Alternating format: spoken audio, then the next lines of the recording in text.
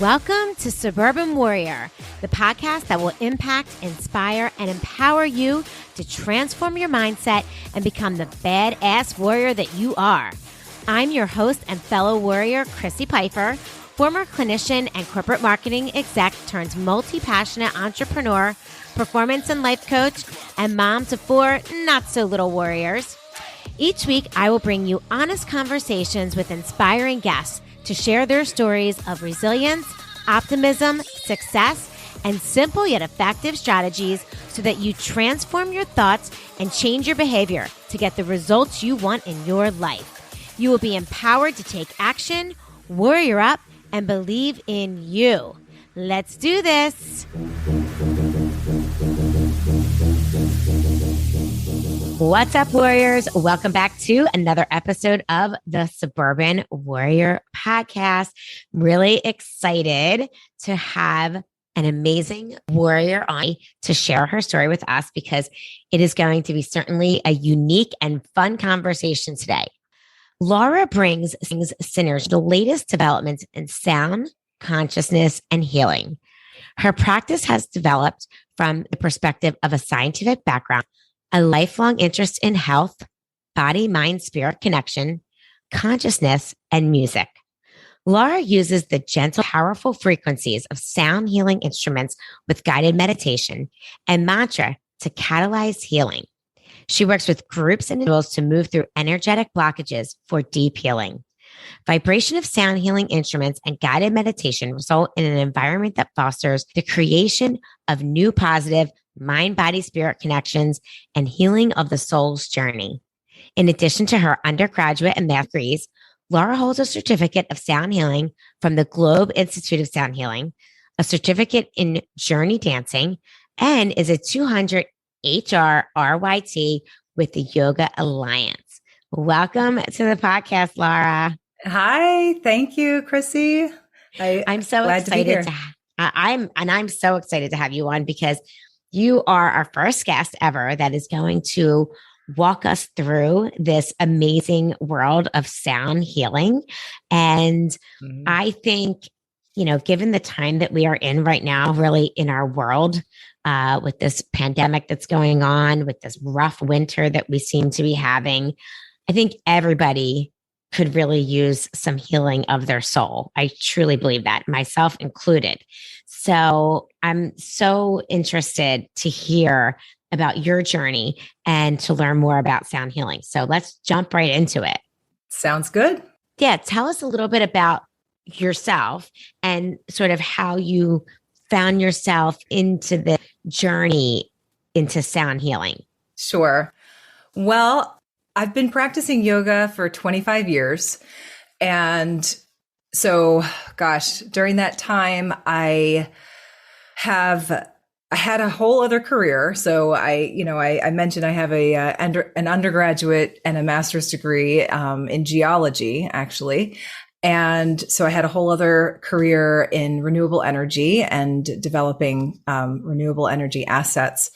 But during that time, I had been practicing yoga all this time and always interested in mind, body, health, and spirituality and how they all kind of interconnect.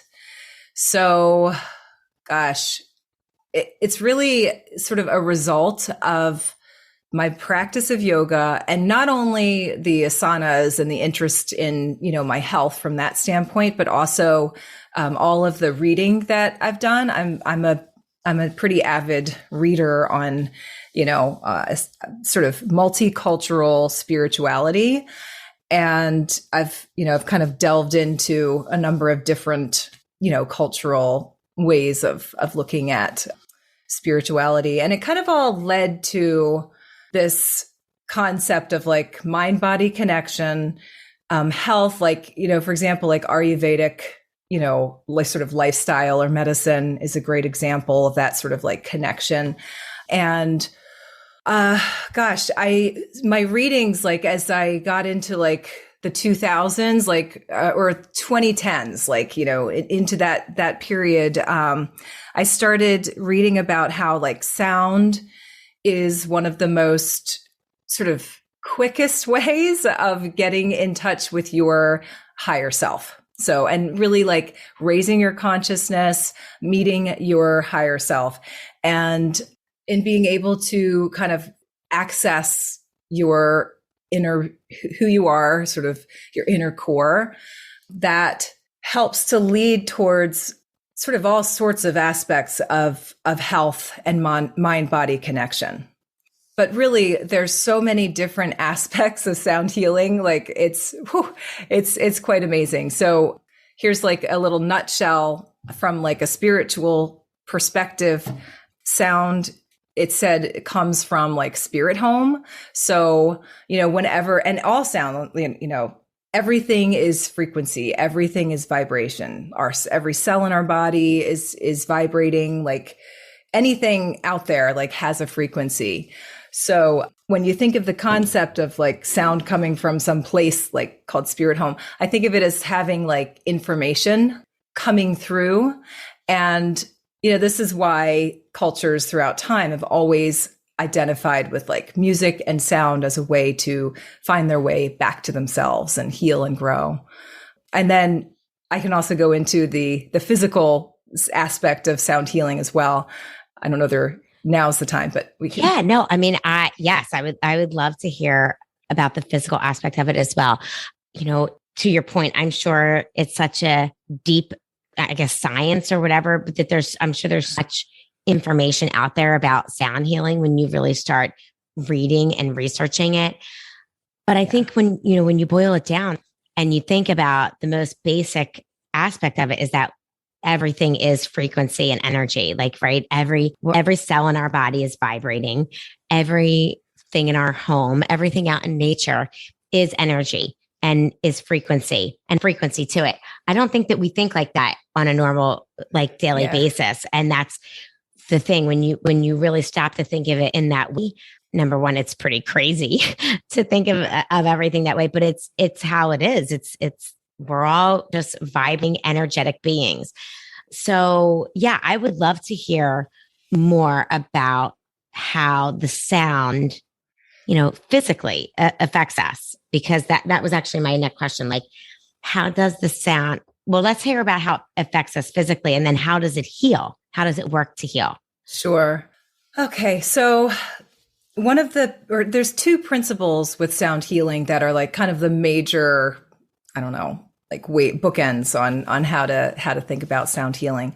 So there's resonance and entrainment.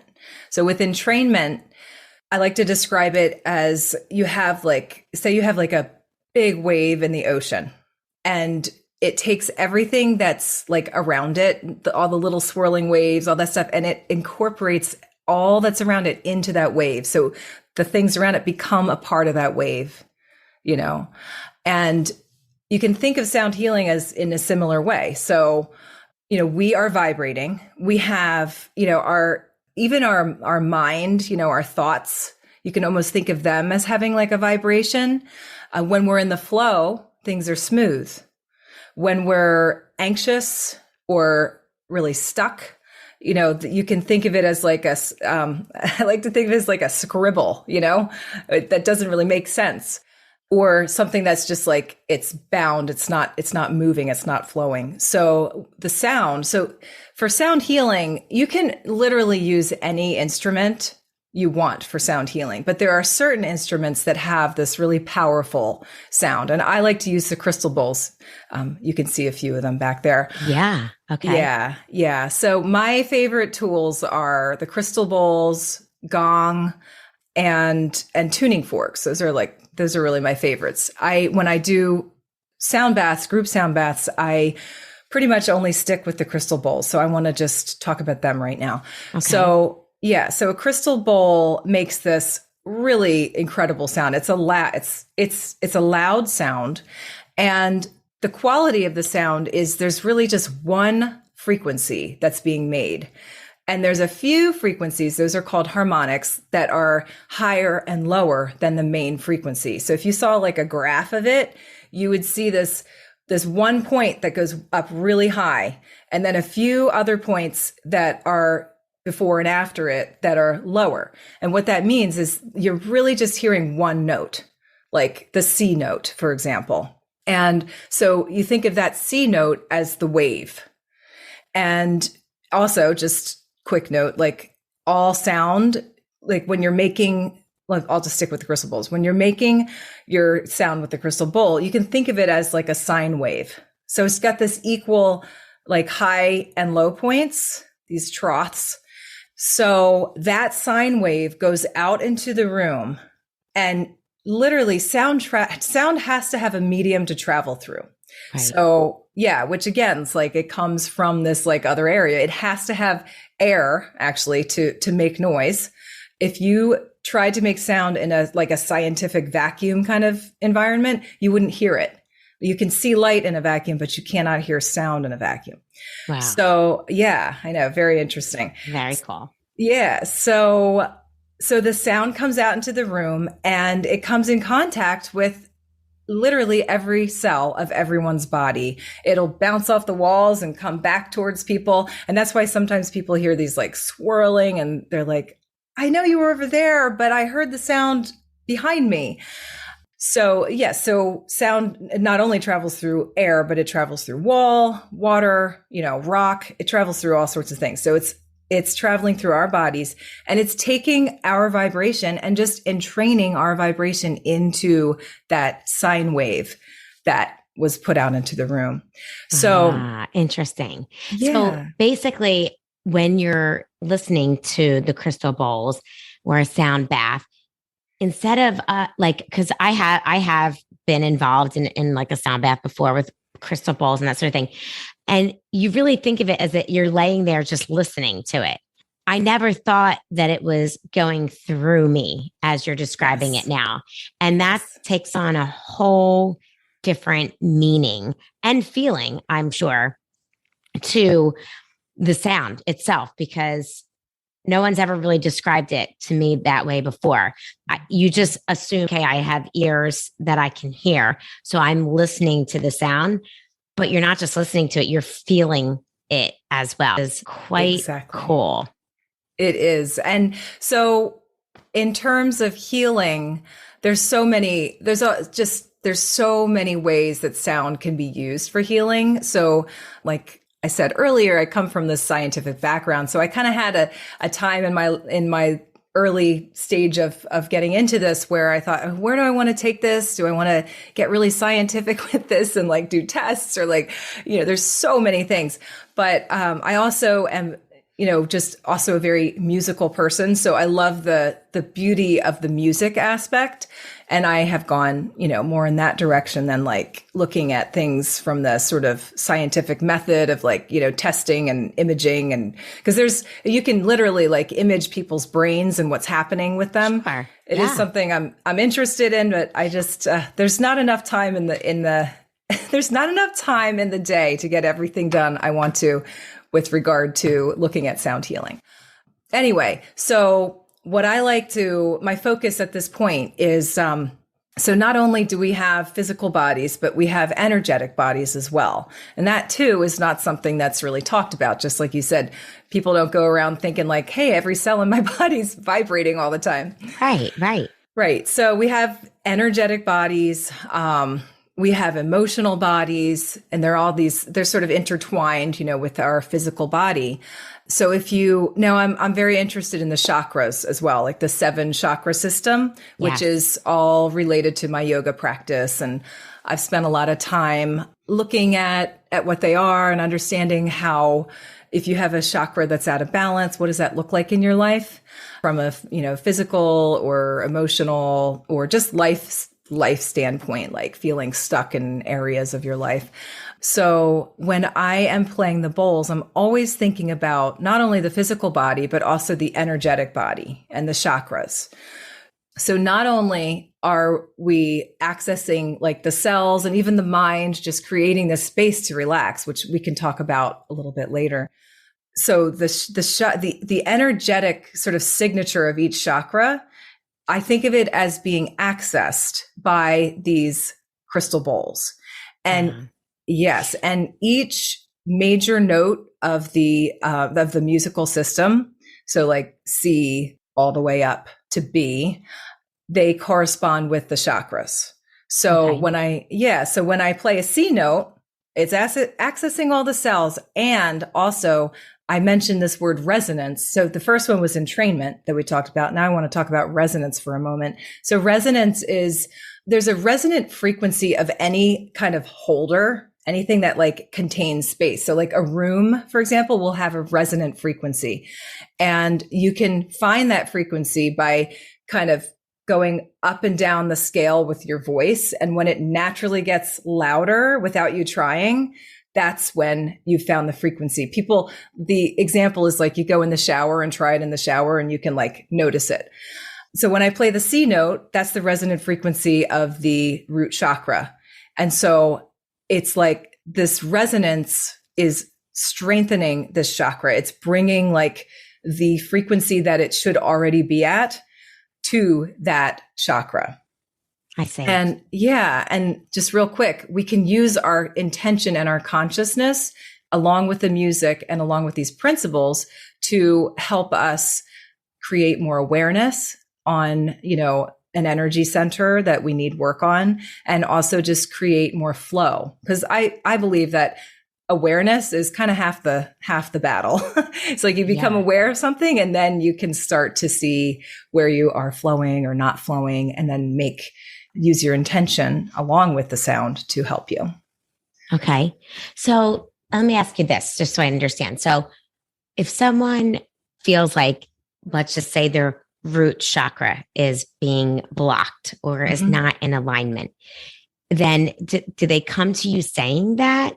Or do you have clients that basically just come to you and say, I'm feeling imbalanced, I want to get better at meditation, or I'm not feeling right, and then you use the sound baths to sort of, heal every part of it?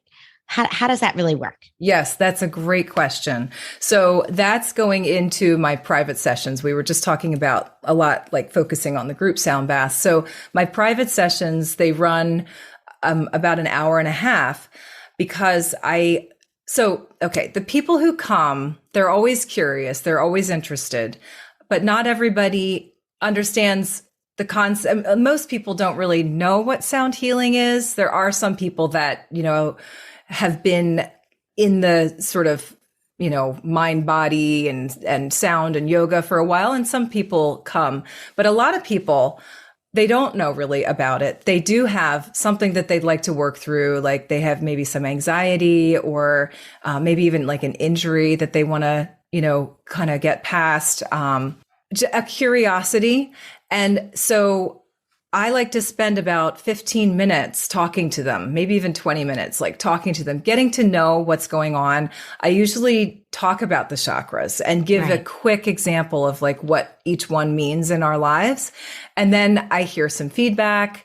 And as I'm talking to them, I start to get an idea of where the focus should be in the sound healing.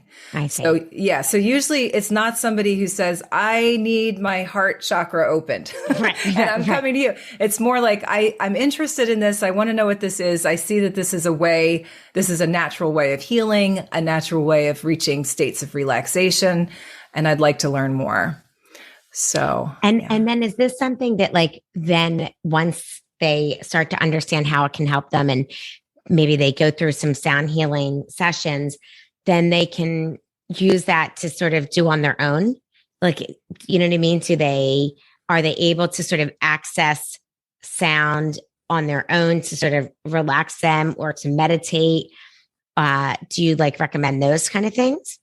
So yes. So there's a couple things about that. So I believe for every sound healing that anybody does, whether it's like a group session or a private session, which just the private sessions go far more deep than the group healing on like an individual level, on your sort of your own soul path, but they're both amazing experiences.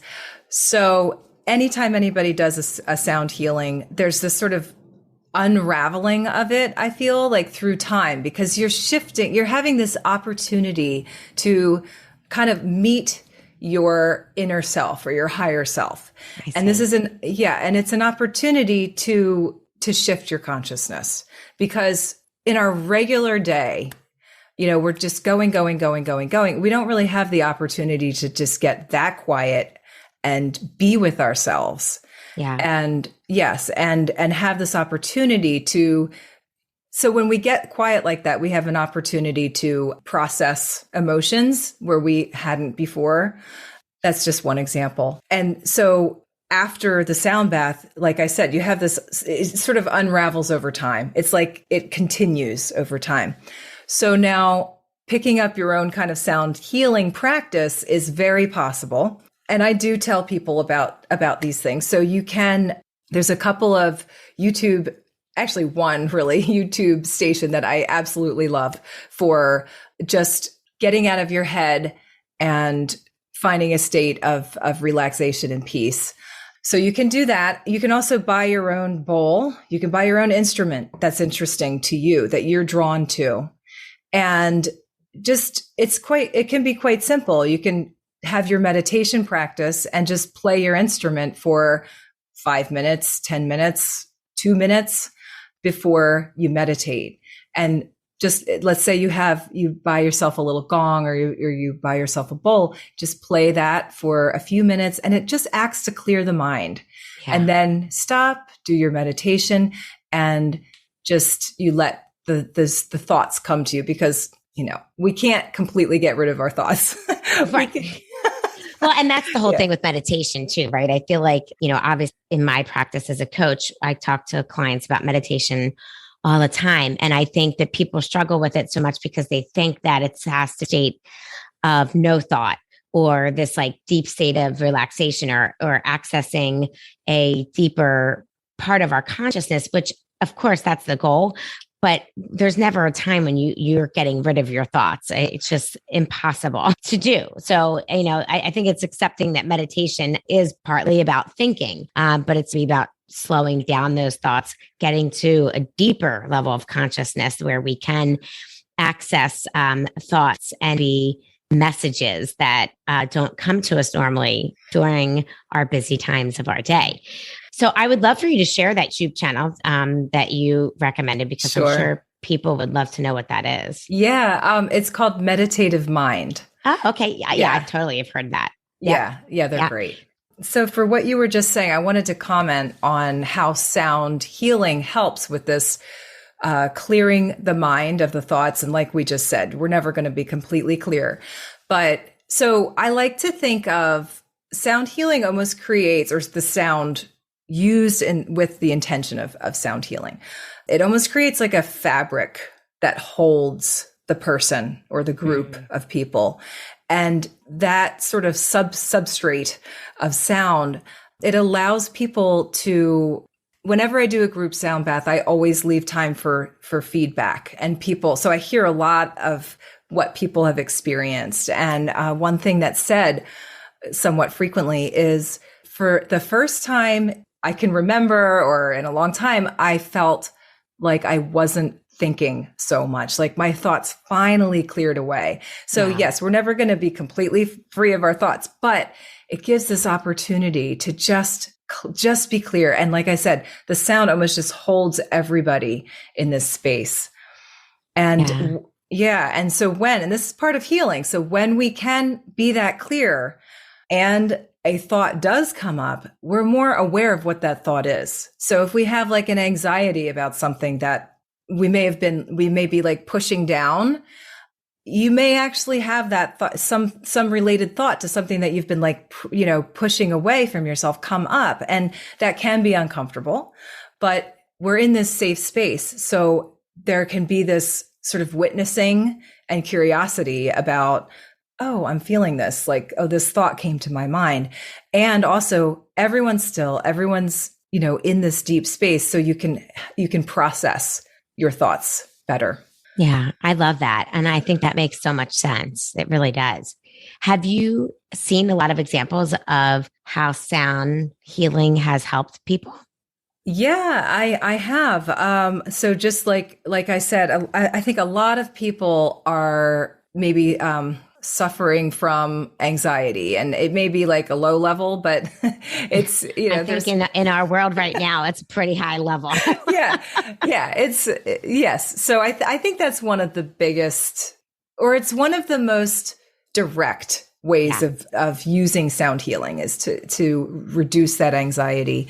And absolutely, for sure, I've heard so many people talk about, how they feel more relaxed. And I've also, people who have done this like numerous times with me, how their journey, like at first it was very difficult to relax. And maybe the first 1 or 2 sessions, there was no relief really. It was almost painful. Like I've had people that they have a lot of pain, physical body pain that they can feel during the sound healing, like the first time. The second time, maybe it feels a little different, and then starts to get like where they're not feeling so painful. They're able to relax. And because also the body and the mind gets used to something. So when you do it more than once, one time is great and good, but when you do it more than once, you start to get to know yourself better and you go deeper and deeper every time.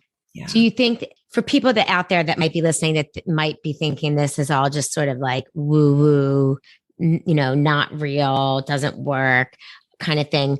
I mean, I would think that you kind of need to have that sort of almost like willing suspension of disbelief, or like, you have to go into this sort of practice with an open mind, right? Especially if you're someone who hasn't really read about sound healing or done yoga, or someone who's not really super tapped into that whole like mind, body, spiritual connection. I would think you have to kind of go into a sound bath healing session, whether it's a group session or private, with this open mind of that this is something new. And even though this is like a probably ancient old technique, right? This is not something new. This is just something that's, I think now more and more, so many more holistic, medicine, energy medicine, spirituality. I think on the cusp of another like sort of huge evolution of all of it. So this is not something new, but for those might be new too, you have to kind of go into this with an open mind, right? Yeah, you do. But I also one thing I've noticed is, so music is universal. Yeah. And certainly the way I promote my group sound baths is it's a sound healing, but it's also like a musical event. It's an hour long. The whole event usually is an hour and a half. Cause again, like I seem to need an hour and a half with everyone. The actual sound healing is an hour. I sing mantra. I use the bowls like an instrument, it's not, so I'm not randomly like playing, like there's harmonies that are being played. So I think, so 2 things. One is, yes, I've had people that don't really like identify with natural stuff much at all. Maybe like their spouse just wanted them to come, or their, friend wanted them to come. And everyone has this very healthy curiosity about it. Everyone is like, okay, what am I going to experience here? This is interesting. I love it. Yeah. Cause it's like I said, it's universal. It's music. Sound healing is music, essentially. It's music used with intention. Yeah. Yeah. Absolutely. And I think, just hearing you talk about it, and I was in a group class before I went to a retreat, and I did I guess it was a class, and it was awesome. I loved it. And so as you're talking about it, I'm almost just brought right back to that time. And I'm laying there and hearing the bowls. And as you're talking about like the mantras, and it is a wonderful deepening experience. No matter what you sort of want to get out of it, it's a universal experience. And like you said, it's beautiful sound, it's music. So there's really nothing to lose by experiencing something like this. But whether it's a group session or an individual session, I just think it's such a wonderful modality that we're using. It's awesome.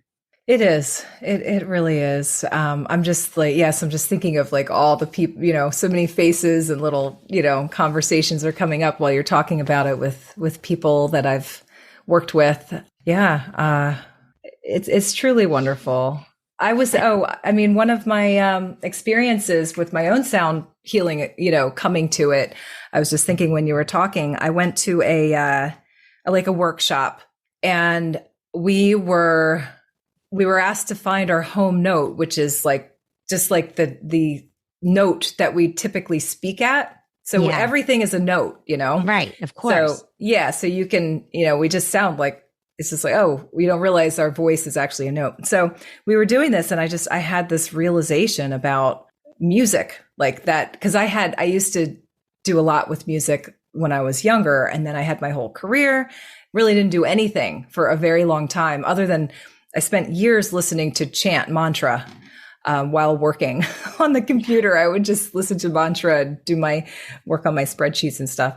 And yeah, I just had this realization that music was going to be a part of my future. I didn't know what it was going to look like, but it was going to be there. And I did not realize I was going to end up becoming a sound healer, but I knew there was going to be something. So yeah. That's amazing. And I think that's, important to follow your passions and to know what speaks to you. And I love that idea of sort of like knowing what your home note is, because we each have one, right? We do. So tell my listeners where they can find you and learn more about what you do. Sure. So I have a website. It's called DevaChanna, DevaChanna.com. My Instagram also is the same spelling, DevaChanna. And I'm on Facebook. I think it's DevaChanna also. I tried to just do it all That's straight. Good. Yeah. Does DevaChanna mean something? It does. It essentially it means spirit home, which is, remember, I love that. Yes, how sound comes from spirit home. It's actually, the original is Diva Chan, and where all of those concepts come from, I have read a lot of Rudolf Steiner, who he's kind of behind the Waldorf schools, if you know, Waldorf school teachings. Yes, and biodynamic farming. He was a prolific speaker and writer, and there's lots of information of his direct talks and writings online, or you can buy them. So at one point in my quest, I was reading a lot of his stuff, and yes, so the original spelling is Diva, Devachan, but that was already taken. So I just changed it a bit and added. I love it. Added a little ending. Yeah. Make it your own. Your own. Yes. I love it. Well, Laura, thank you so much for joining us on the podcast today. I really loved our conversation and enjoyed hearing more about how sound affects us and really, truly can help to heal and to just sort of be, I think, like you said, it's connection. It's what life is all about. And it's not just connection with others, but it's about connecting with our inner self and our inner spirit and our inner soul. And I feel like what you described, the sound baths and the music, really can just help us to connect within ourselves, our mind, body, and spirit connection, and to go deeper into that. And, I feel like in this world that we live in now, sort of social media, and where we're lacking so much connection with the outside world because of the pandemic and everything that we're going through, I think it's an even more important time for us to tap into our inner selves and find that connection, to our home spirit. So thank you so much for joining us today. I really loved our conversation. Oh, you're welcome. Thank you so much for having me. And I loved sharing everything about what I do. Thank you so much. Absolutely. Well, guys, make sure to check out DevaChanna on Instagram. Follow. You can also follow Suburban Warrior as well. And check out her website if you have any more curiosity and want to know more about what Laura does. And we will be back next week with another amazing warrior story conversation for you. Talk to you soon.